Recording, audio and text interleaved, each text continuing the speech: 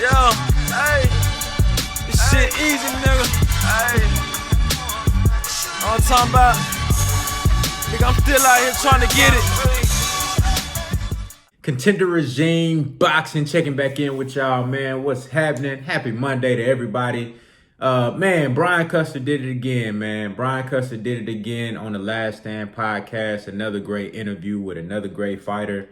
Another great guest on the show. You know what I'm saying? A beautiful flow in the interview. Danny Garcia, man. Danny Garcia. I'm really loving what I'm hearing from the brother Danny Garcia, man. You could tell just by the way he's speaking.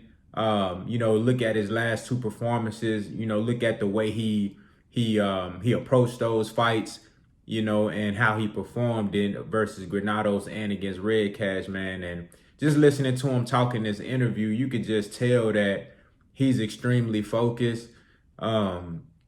He's really basking in the opportunity. He's relishing and really putting his best foot forward in this opportunity and in this moment that he had. He understands that he's going up against a unified champion, and he knows that what this could do for his career if he wins this fight.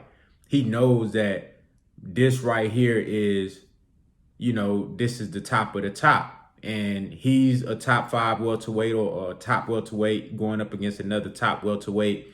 This is a unification fight. Of course, Spence has both the belts, but it's a unification match. It's not a unification match, but it's 2 titles on the line. Y'all get what I'm saying. But, man, this is going to be a great fight. And I think Danny Garcia really is prepared. I think he and Angel, Team Garcia, they're going to do everything that they need to do to prepare for this fight and to really get everything in line and put themselves in the best possible position to be victorious. Brian Custer asked a few different times in a couple of different ways what might Garcia's game plan be. And of course, Garcia being a very smart fighter and a very smart guy, he didn't want to give too much away, but you can tell that they got something up their sleeve, at least on what they plan on doing versus Errol Spence.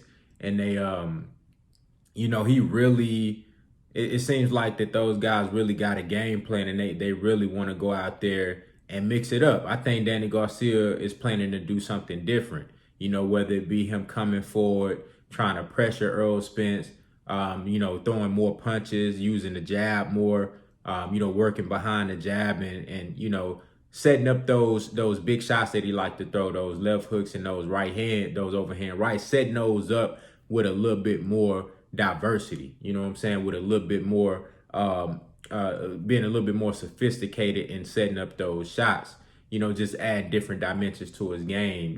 Maybe he moves a little bit more in this fight, but you could just tell, man, just listen to Danny Garcia, that mentally he's on another level. He talked about legacy a lot in that interview, talked about how he wants to be a 3-division champion, how important it is for him to to go to, he already won a championship. He won championships at 140, already won a championship at 147, and he plans to go to 154 and do it again. But he said that right now, this is my legacy right now, this fight versus Errol Spence. He said his legacy already cemented, but right now, this is adding on to my legacy. I might not even go up to 154, but if I can win this fight right here, then that makes me a 5-time champion. You know what I'm saying? So he's really in tune with everything, that's going on right now. He's in tune with his positioning right now. He understands that if he wins this fight, man, this puts him on another level.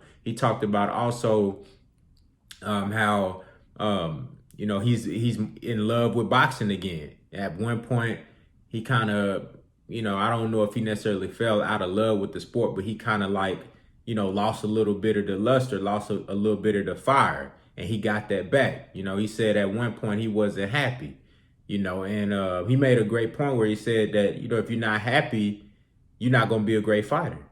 If you got other things going on mentally, you're not happy, you're not, able to really 100% focus on your craft, you're not going to be a great fighter.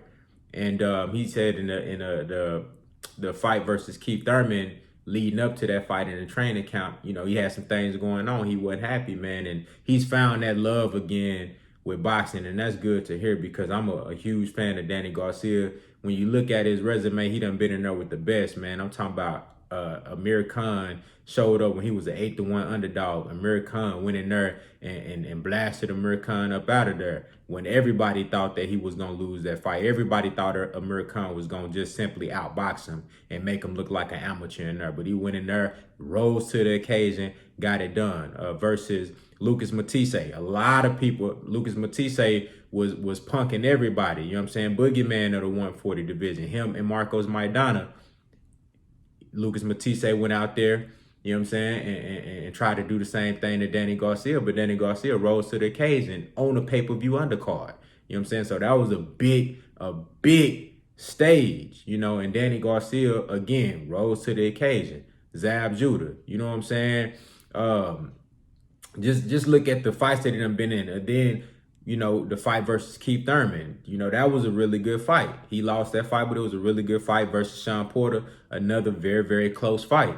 You know what I'm saying? Some people thought Danny Garcia won that fight. So when you look at Danny Garcia in big fights, you look at his resume, he really been in with the best and he rises to the occasion. And I think we getting a Danny Garcia that's in his prime right now. He's focused. He feeling good, you know what I'm saying? Everybody done had some time off due to the coronavirus pandemic, but he feeling good, man. He coming off of 2 big wins, you know? So, you know, I think Danny Garcia is really on another level mentally right now, and I think he gonna come into this fight focused, and he gonna give Errol Spence the best version of Danny Garcia that he can bring out there. You know, I think he gonna give Errol Spence the very best Danny Garcia that we gonna ever see, and, you know, that's something that Earl gotta be ready for. You know, so, man, this is going to be a great fight. I'm excited. You got 2 top welterweights. You got 2 guys that's really going to bring it, 2 guys that's both dogs. I ain't never seen Errol Spence lay down. I ain't never seen Danny Garcia lay down. You know what I'm saying? So you got 2 guys that's willing to lay it all out in the ring. They both willing to go out on their shield if need be.